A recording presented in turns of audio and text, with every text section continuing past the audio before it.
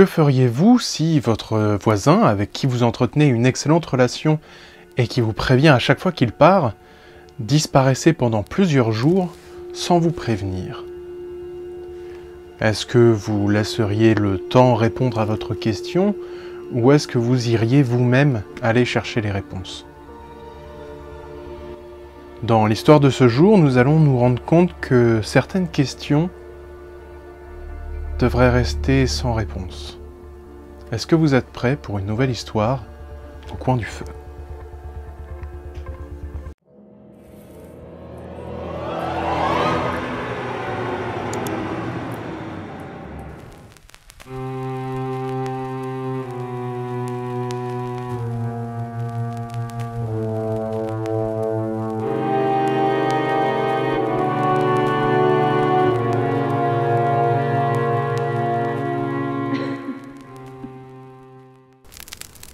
Depuis plusieurs jours, peu importe l'heure à laquelle je passe, je vois les volets de la maison de mon voisin fermés. Ce qui est étrange avec ça, ce qui m'a fait remarquer que ce n'était pas normal, c'est que d'habitude, quand il part en vacances ou s'absente quelques jours, c'est moi qu'il vient voir pour me donner ses clés et aller arroser ses plantes. Ce qu'il n'a pas fait dernièrement.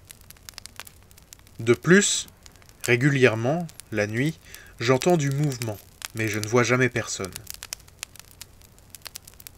Après 3 jours, je me suis dit qu'il fallait que j'aille le voir, essayer de savoir ce qu'il se passait. Je suis rentré dans le jardin, j'ai suivi l'allée encadrée par de petits buissons taillés et, arrivé devant la porte, j'ai frappé 3 coups. J'attendais silencieusement une réponse, mais celle-ci ne vint jamais. Je rebroussai chemin en me disant que je reviendrais le lendemain, à une autre heure. En rentrant chez moi, je me suis installé pour réfléchir à ce qu'il pouvait bien se passer. Peut-être était-il juste au travail et avait la flemme d'ouvrir ses volets. Ce serait bizarre, mais pas grave, j'imagine. Je vivais ma journée parfaitement normalement, puis le soir venu, je m'installai dans le canapé, profitant d'un bon livre, quand, malgré toute ma bonne volonté, la curiosité prenait le pas et je décidai de regarder par la fenêtre vers chez mon voisin. Là encore, les fenêtres étaient couvertes par des volets et aucune lumière ne semblait être allumée derrière. J'en ai eu un frisson désagréable et ça m'a décidé à aller vérifier ce qu'il se passe. J'ai enfilé une veste, mis mes chaussures et je suis sorti de la maison. La nuit était sombre et l'éclairage public allait bientôt s'éteindre.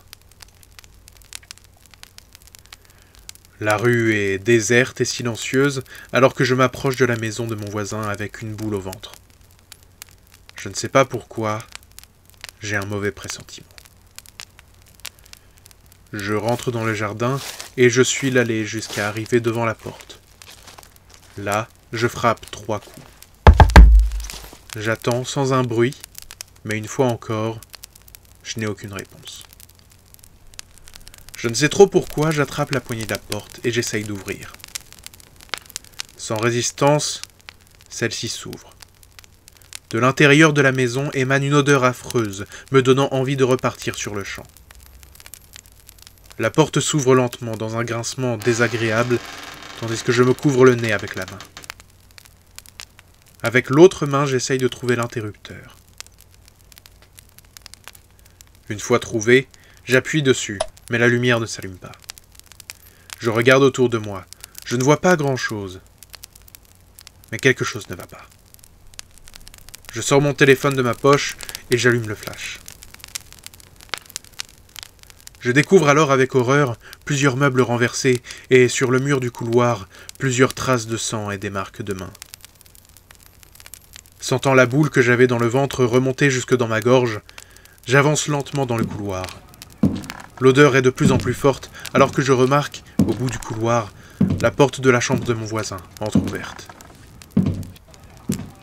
Petit à petit, j'approche. Je n'ai pas envie de voir, mais je ne m'arrête pas. J'avance. Un pas après l'autre. Je tends la main Je touche la porte du bout des doigts. Je l'ouvre et je retiens un haut-le-cœur.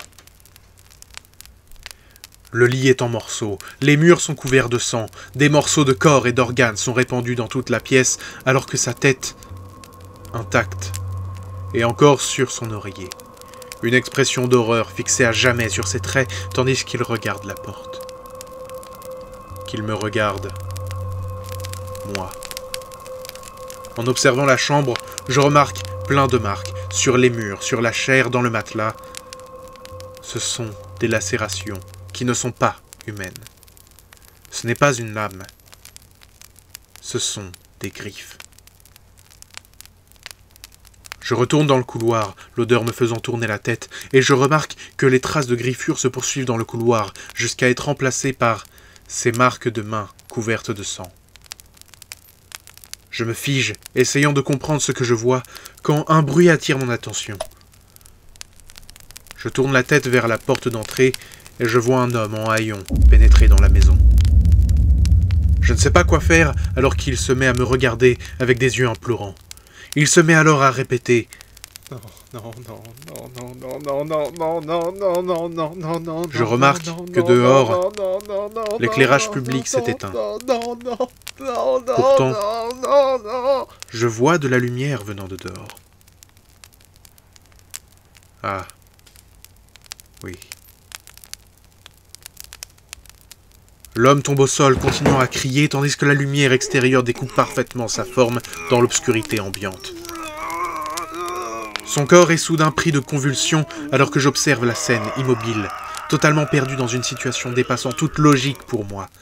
Je vois ses membres s'allonger, déchirant dans un bruit immonde sa peau, laissant échapper des gerbes de sang carmin qui s'étalent sur le sol et les murs. Des poils poussent sur son corps à une vitesse effrayante, tandis que ses yeux se révulsent complètement.